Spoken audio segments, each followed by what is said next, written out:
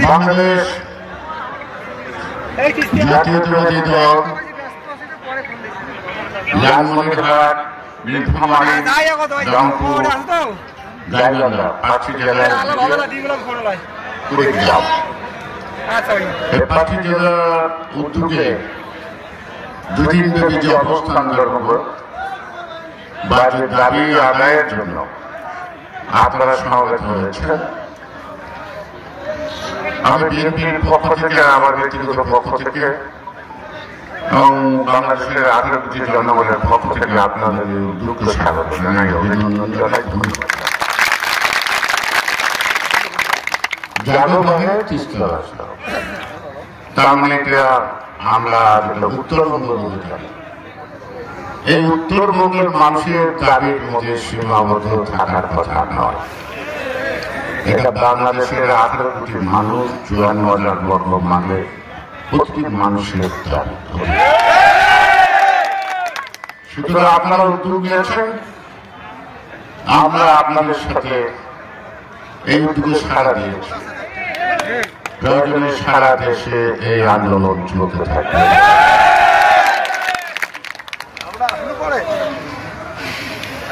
আপনি জানেন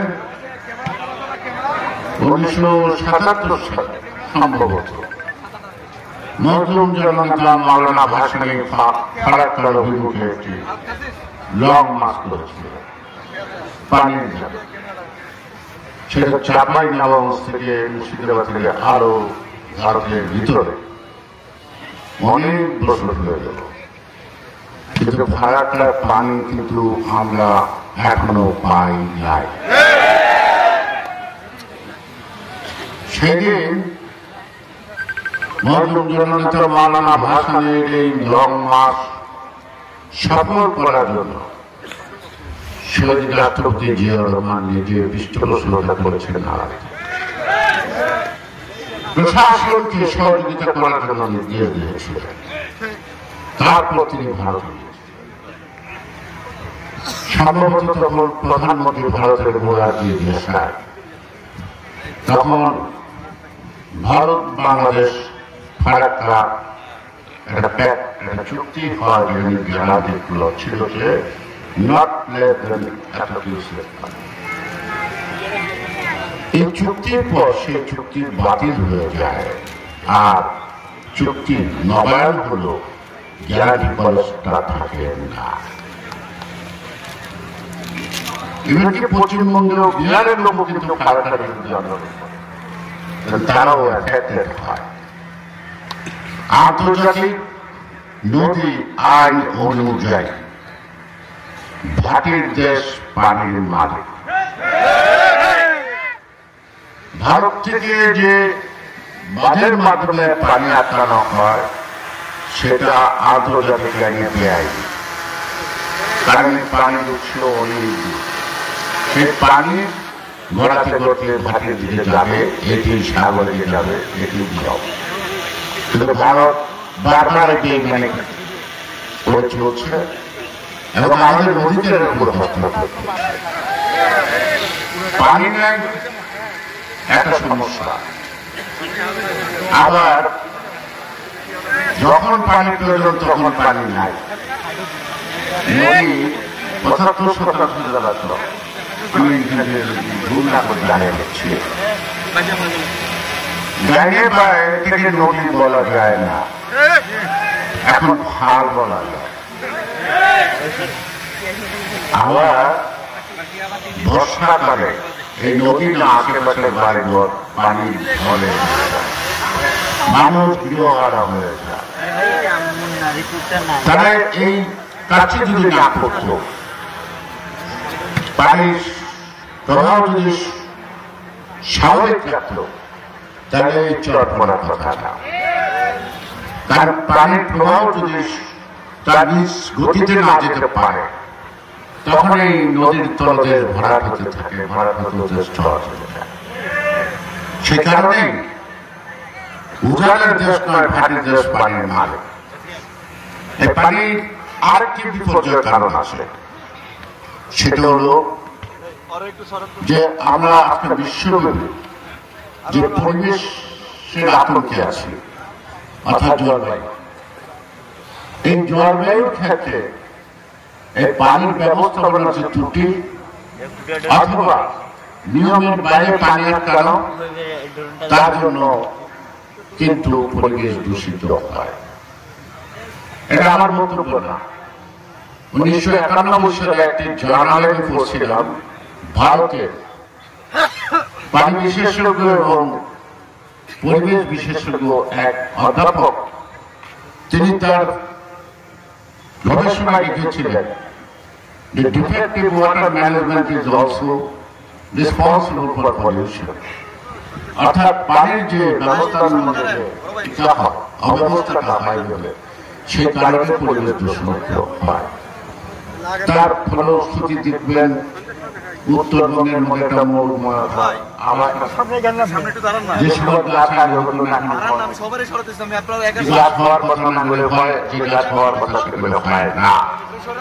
অর্থাৎ জলবায়ুতে একটা বিরাট নেতিবাচক প্রভাব বাংলাদেশের মানুষ ভোগ করছে, ভোগান্তিতে আছে। তো সে কারণেই আমি বলবো যে আমাদের ব্যারিস্টার সাহেব বলছেন যে আমরা স্বাধীন,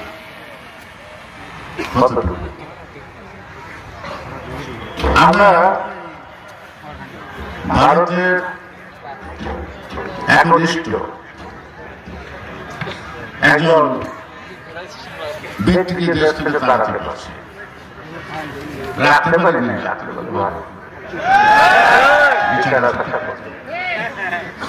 তিনি পারে গেছেন। যারা দায়ী বাংলাদেশ থেকে চিরস্থায়ীভাবে ধ্বংস করার জন্য পরিকল্পিতভাবে তাদের তাই না? এখন আজকের এই অন্তর্বর্তীকালীন সরকার কি কারণে আসলো? 16 থেকে 17 বছর আমাদের অধিকার থেকে বঞ্চিত করছে, আমাদের ভোটের অধিকার থেকে বঞ্চিত করছে। বিনা ভোটে সরকার হচ্ছে ভারতের মদতে 16 বছর দেশ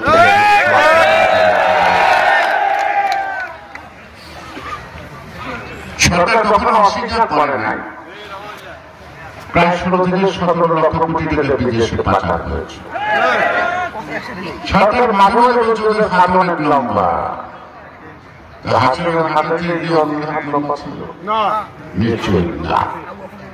আজকে অনেক খবর দেখছেন, কিন্তু শেখ হাসিনার ছেলে, শেখ হাসিনার বোন, শেখ হাসিনার জামাই, শেখ হাসিনার মেয়ে কত টাকা বিদেশে পাচার করেছে। এখন এই পাচারের টাকাটা আসলে কোথেকে? তথাকথিত কি ডেভেলপমেন্ট, উন্নয়ন উন্নয়ন উন্নয়ন উন্নয়নের জোয়ারে ভাসায় দিচ্ছে, অথচ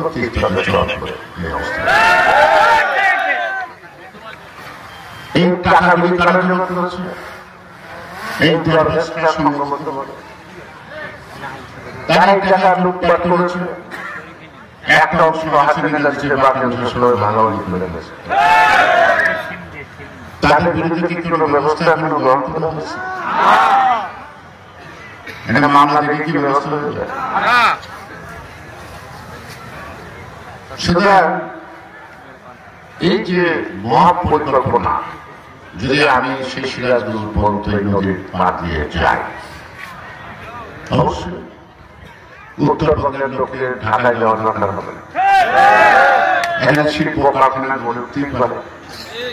এখানে নদীপথ যদি চালু হয়, অল্প ব্যয়ে পণ্য সারও করা যাবে, পাঠানো যাবে, আনাও যাবে।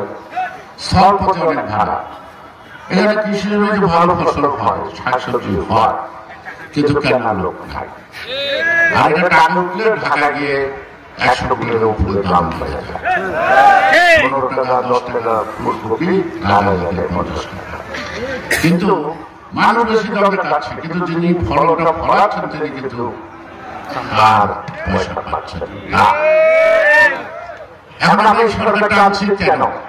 এই ছাত্র জনতা 22, 16, 17 বছর আমার কত মায়ের বুক খালি হয়েছে, কত সন্তান হারা হয়েছে, কত ছেলে তার বাবা হারা হয়েছে, মা হারা হয়েছে, নারী শিশু নির্যাতিত হচ্ছে হাজারের উপরে। আমার যুবক কবি ভাইরা গুম হয়েছে। ইংরেজি 14 মতো লোক দিয়ে শুরু হয়েছে গুমের সরকারের রাজনীতি। তাদেরকে আমরা ফেরত পেয়েছি, পাই নাই।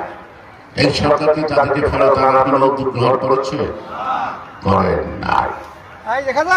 এবং আমাদের দাবিটা কি ছিল? এক দফা, একটা অবাধ নিরপেক্ষ সুস্থ নির্বাচন। আমার ভোট আমি দিব, যাকে খুশি তাকে দিব, কেন গিয়ে নিজের ভোট নিজে দিবে তো। এবং এই আন্দোলনটা যখন শুরু হয় তখন আমাদের দলের ভারপ্রাপ্ত চেয়ারম্যান জনাব তারেক রহমান জাতির উদ্দেশ্যে নানাভাবে তিনি বক্তব্য বলেছেন, আমরা আপনাদের ভোটের অধিকারের আন্দোলন করছি, আমার পাশে থাকুন। আপনি আমাদের ভোটে না উঠে দিলেন তাতেও কিছু আসে যায় না, আপনাদের অধিকারের জন্য আমি আন্দোলন করছি, আপনারা আমার পাশে থাকুন। দেশের জনগণ শুনছে না কথা, ওনাটাকে সারা দিচ্ছে না। সারা দেওয়ার পরে এই যে 5ই আগস্ট যে ঘটনাটা ঘটে গেল, এটা কি মুক্তি, এটি সুষ্ঠু অবাধ নির্বাচন করার জন্য নাকি? বর্তমান অন্তর্বর্তী সরকার কোন দলের না, ওনারা বিশিষ্ট, ওনারা যে নিয়ে গুণিয়ে একেবারে কোনো আমাদের সন্দেহ করার কোনো কারণ নাই। কিন্তু 6 মাসের রাষ্ট্র পরিচালনার অভিজ্ঞতা আছে, এটা তারা প্রমাণ করতে এখন সক্ষম হয় নাই। তো সুতরাং দেশের আজ প্রধান কথা যদি বলি, মহা খাস করার জন্য যদি সিনসিয়ারলি করেন মনে জন্য সময় লাগে। যদি আপনি যেভাবে চিন্তা করছেন, ভাবছেন, স্বপ্ন, সেটাকে বাস্তবায়ন করতে তো অবশ্যই সময় লাগতে পারে। প্রথম খননের ব্যাপার আছে, তারপরে পার বানানোর ব্যাপার আছে, তারপরে এর মধ্যে এমন সিস্টেম করতে হবে যাতে না ভেঙে পড়ে, তারপরে যেটা করে কিন্তু এই গ্লাসের মতো অন্যান্য অঞ্চল যাতে পানিকে ক্লান্ত না হয়। অবকাঠামো মানে এদিকে অবকাঠামোগত উন্নতি হলে তখন দেশের যারা ইনভেস্টার তারা আসবে না শিল্প প্রতিষ্ঠান করার জন্য, দেশে আসবে, বিদেশে আসবে। হয়তো এখানে আমাদের নিজস্ব অর্থায়নের যথেষ্ট তা না, সেখানে আমাদের বিদেশি সাহায্য করতে পারে। কিন্তু যে সরকার নির্বাচিত না, সেই সরকারের থেকে কোন দেশকে ধার করা দিল তাই এই অন্তর্বর্তীকালীন সরকার যখন আছে তার কাছে তাদের দাবি অবশ্যই যুক্ত।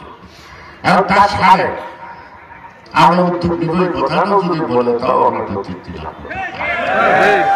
নাকি। নীতিগতভাবে যদি সরকার বলে আমরা এই মহাপরিকল্পনা গ্রহণ করি না, তারপর তো এটার অনেক এখানে ওয়াক আছে, পেপার ওয়াক আছে, ইঞ্জিনিয়ারদের সমর্থন আছে, অনেক ব্যাপার আছে, করতে পারে। কিন্তু আমাদের যে মূল দাবিটা এটা নির্বাচন, সেই সম্পর্কে সরকারকে কানে শুনছে, তাদের কথাবার্তার মনে হয় যে তারা সরকার নির্বাচন দিচ্ছে এবং এক একজন এক এক রকম কথা। ডক্টর ইউনূস সাহেব একরকম, তার আমাদের একটা চেয়ার আছে না, কি মাহফুজুল্লাহ নাকি নাম, সেটা তার কথা। ওনার আমাকে আবার ছাত্রদের প্রতিনিধি, তাহলে জনগণের প্রতিনিধি কারা? ওরা 2-3 জন যদি ছাত্রদের প্রতিনিধি হয়, ছাত্রদের যে বাংলা অভিভাবক, গার্জিয়ান, জনগণ, তাদের প্রতিনিধি সরকার। এই প্রশ্নটা কি অপ্রাসঙ্গিক হয়ে গেল? সুতরাং আমরা যা কিছু করি না কেন, রাজনৈতিক সমস্যা বলি, দেশের উন্নয়ন বলি, জনগণ যারা নির্বাচিত সরকার জনগণের দায়ের মধ্যে থাকে, সেই কারণে সেই সরকার দ্বারা এই ধরনের মহাপরিকল্পনা বলেন, ছোটখাটো পরিকল্পনাই বলেন, অর্থাৎ রাষ্ট্রের গণতন্ত্রের পাশাপাশি উন্নয়নের কাজ একমাত্র রাজনৈতিক সরকার ছাড়া কখনো কোনো দেশে হয় না। এবং সেই সরকার যখন আসে, সেই সরকারের ভালো মন্দ কাজ তারা বিদেশি ডলাররা দেখে, ওনারা যদি আস্থা রাখতে বিদেশি সরকার ভালো কাজ করতেছে, তারা যদি লুকে আছে সততার সাথে কাজ করতে আছে, তাহলে কিন্তু বিদেশি যারা টাকা সংস্থা আছে তারা কিন্তু দেশে আসবে এবং তারা টাকা দেয়, দিবে না।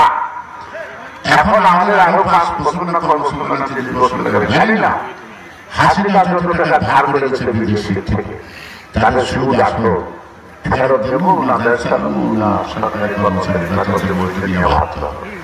দেশের যে অবস্থা আছে সে কারণে আজকে আমাদেরকে এই যে দাবিটা উঠছে, এটা জনগণের দাবি শুধু মনে করবেন না। এই হাতিমালা, পাটগ্রাম, লালমনিরহাট, কুড়িগ্রাম, হরিপুর অথবা গাইবান্ধা, শাহজালালপুর জেলা বাস করে ওদিকে মানুষের বক্সিনো, এটি কিন্তু তাদের একমাত্র দাবি, একটা দাবি প্রত্যেকটা মানুষের দাবি। আমার যদি শরীরে একটা অঙ্গ নষ্ট হয়ে যায় তাহলে আমার পুরো শরীরটাই কিন্তু কার্যকর থাকবে না। সুতরাং এই অঞ্চল তো বাংলাদেশের অবিচ্ছিন্ন, সেটা তো কোনো বিচ্ছিন্ন এলাকা না। শুধু এইখানকার সুখে যেমন ঢেউ কক্সবাজার বন্ধ করবে, আবার এখানকার কষ্টের ব্যথাটাও কিন্তু কক্সবাজার খুলনা জেলা বসবাস করে। কারণ এটা অঞ্চলগত স্বার্থ নয়, এটা অঞ্চলগত সমস্যা নয়, এটা জাতিগত সমস্যা। এই কারণে বিএনপি এই কর্মসূচিকে অভিনন্দন জানিয়েছে, স্বাগত জানিয়েছে। এবং আমার গতকাল আসার কথা ছিল, কিন্তু গতকাল স্ট্যান্ডিং কমিটি মিটিং করার কথা, যে কারণে আমি আসাদুল হাবিব দুলুকে বললাম যে তাদের মিটিং, তাহলে আমি 18 তারিখে আসি। এবং যদি কারণ কোনো মিটিংটা যদিও পোস্টপন্ড হয়েছে, তখন আর সময় ছিল না এখানে আসার ব্যবস্থা করা। সেগুলো আসার জন্যে আমি কালকে আসতে পারি নাই। আমি জানি কালকে অনেক লোক চল হচ্ছে, হয়তো অনেক দূর দূরান্ত থেকে আসলেন, আর চলের মধ্যে রাতে যেমন কোনো সুখের না আনন্দ না, হয়তো আজকে কাছে একটা কম হয়েছে, মনের চেতনা বোধ চলে কমে না। আপনাকে বাড়ি ফেরার পথে আরো উদ্বুদ্ধ, কারণ দুর্বলকে কেউ ভয় পায় না, সবলকে সবাই ভয় পায়। তাই আমরা মনে করি আমাদের সমস্যা আমরাই সমাধান করবো। প্রেসিডেন্ট জিয়া রহমান তাই বলতেন, দেশটা আমাদের, সমস্যাও আমাদের, সমাধান আমাদের।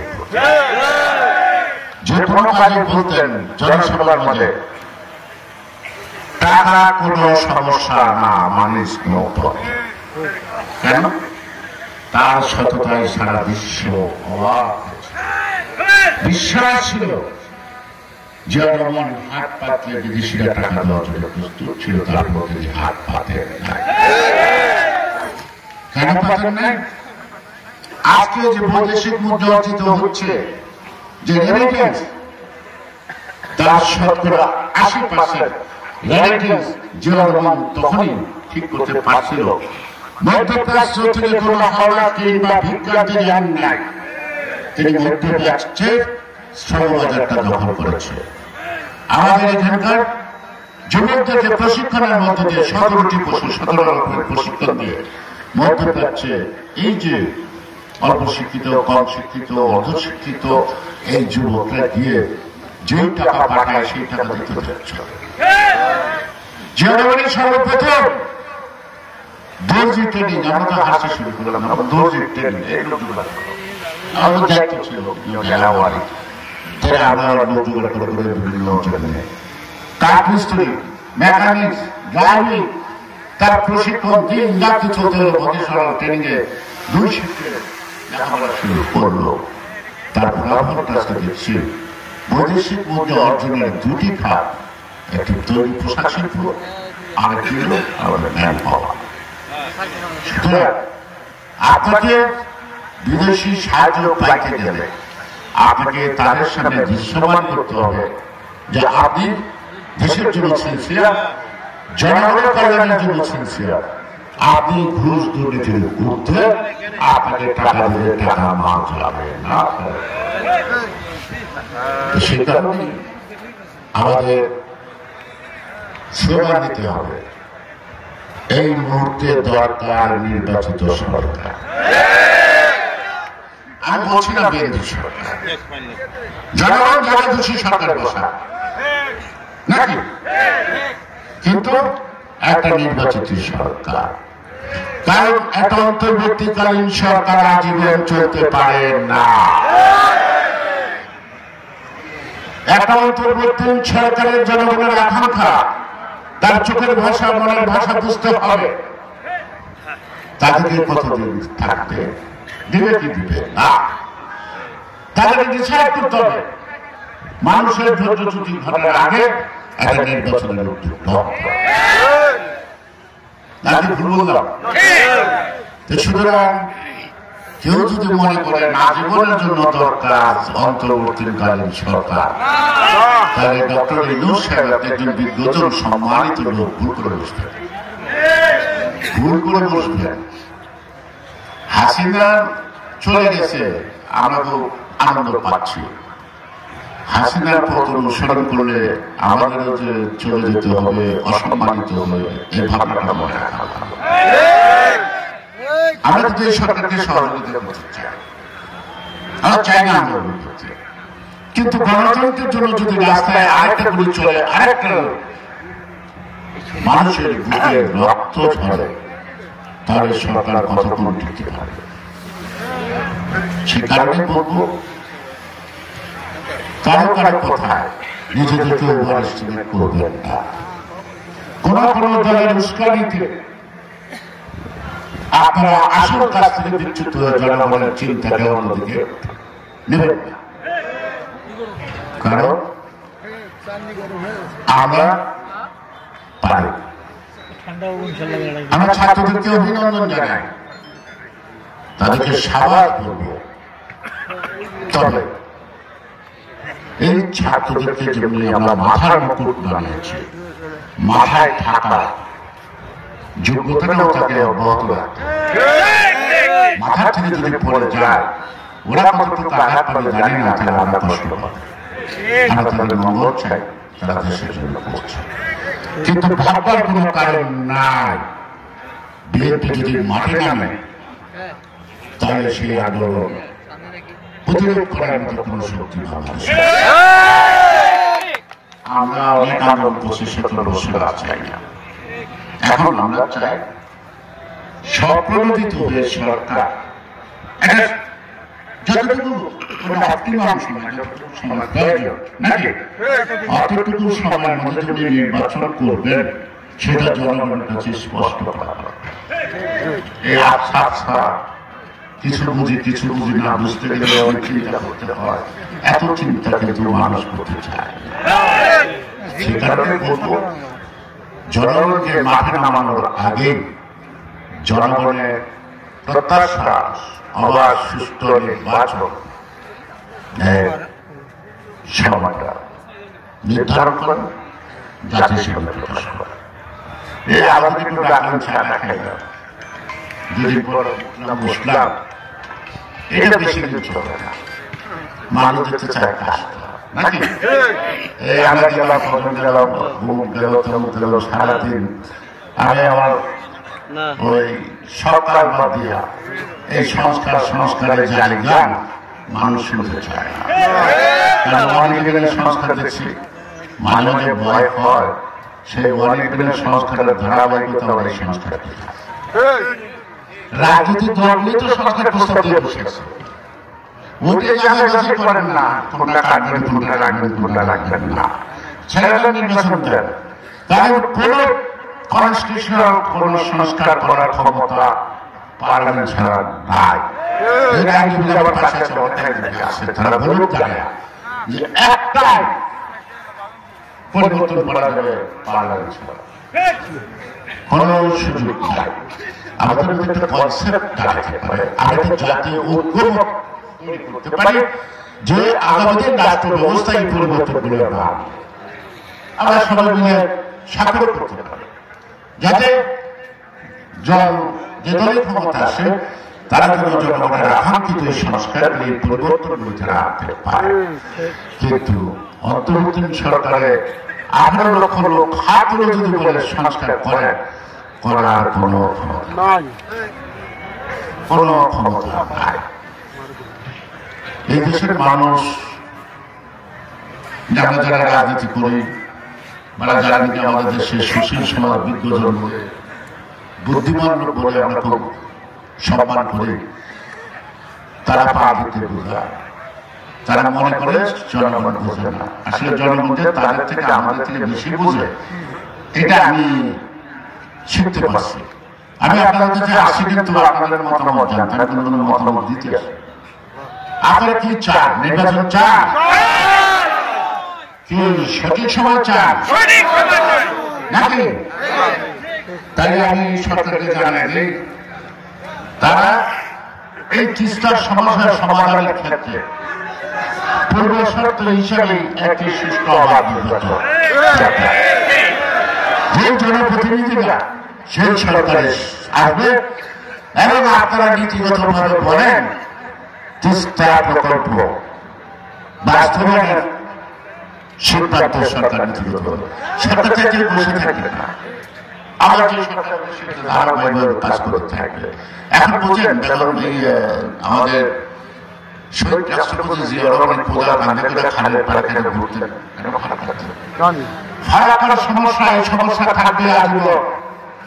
ভারত থেকে আমরা বিদ্যালয়ে পানি এনে চলতে পারবো, সেই কারণে স্বনির্ভর হওয়ার জন্য তিনি এবং আমার কৃষি উৎপাদন দ্বিগুণ করার জন্য, শস্য উৎপাদন দ্বিগুণ করার জন্য যে পানি প্রয়োজন, তাই তিনি খাল, বিল, নদী, নালা খননের কাজ শুরু করেছিলেন।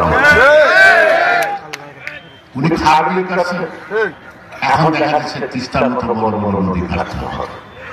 সেখানে শুধু কোদাঘাটে কাজ চলবে না, সেখানে আধুনিক প্রযুক্তির প্রয়োজন হবে। কিন্তু আপনি দেখেন যে কত দূরদর্শী ছিল, কত বছর আগে তিনি কেন যে আমি যদি খালটা খনন করি, আমার নদীটা যদি খনন হয়, পর্যাপ্ত পানি যদি আমি রাখতে পারি, তাহলে সেটা আমি ব্যারেজ দিয়ে আমার দুই পাশে পানিটা দিতে পারবো, সেচ ব্যবস্থার মধ্যে দিয়ে উৎপাদন বাড়বে।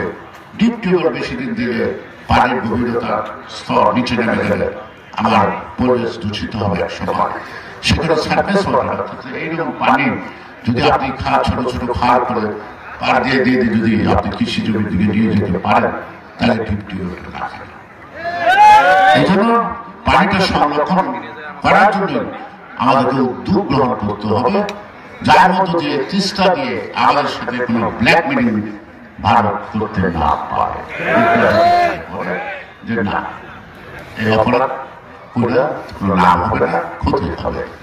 সে কারণে আজকে চেষ্টা করলেন একজনকে দিয়ে, উনি নিজেই বলে দিয়েছেন আমি যা দিচ্ছি ভারত ছিল যদি মনে রাখতে বা দেওয়ার কিছু নাই, দেওয়ার যখন আর কিছু নাই আমাদের কাছে আর কি চাই, আমাদের কাছে কিছু পাবে না। আর আগামীতে সুষ্ঠু অবাধ নির্বাচনে না দলাবেন না, আর কোন রকম কূটকৌশল করবেন না। আমরা রক্ত দিয়ে দেশ স্বাধীন করেছি, রক্ত দিয়ে স্বাধীনতা পেয়েছি। আপনারা সহযোগিতা করছেন, কৃতজ্ঞ, আজীবন কৃতজ্ঞ থাকবো। শুধু আমাকে মাথা কিনে ফেলছেন, এটা ভাবা তো ঠিক না। সেখানে আমার দেশ, আমার সমস্যা আমরাই সমাধান করবো। সেই ক্ষেত্রে আমরা বিদেশিদের পরামর্শ যদি আমার দেশের স্বার্থে হয়, সেই পরামর্শ অবশ্যই গ্রহণ করব। আমার অধিকার শতভাগ রেখে আমার জাতীয় অধিকার সংরক্ষণ করে আমি অন্যকে কতটুকু সহযোগিতা করতে পারবো কি পারবো না, আমার দেশের জনগণ সিদ্ধান্ত নেবে। সবাইকে ধন্যবাদ। বাংলাদেশ জিন্দাবাদ। আপনারা অনেক কষ্ট করছেন, এই কষ্টের শেষ কষ্ট নয়, আরো কষ্ট করতে হবে। আপনার আগামী সন্তান সন্ততি, আগামী প্রজন্ম যেন এই ভোগান্তিতে না পারে, তারা যাতে সুখে শান্তিতে একটি মর্যাদাশীল দেশে নাগরিক হিসেবে পৃথিবীর বুকে প্রাণ করে দাঁড়াতে পারে। সবাই ভালো থাকুন, সুস্থ থাকুন। বাংলাদেশ জিন্দাবাদ।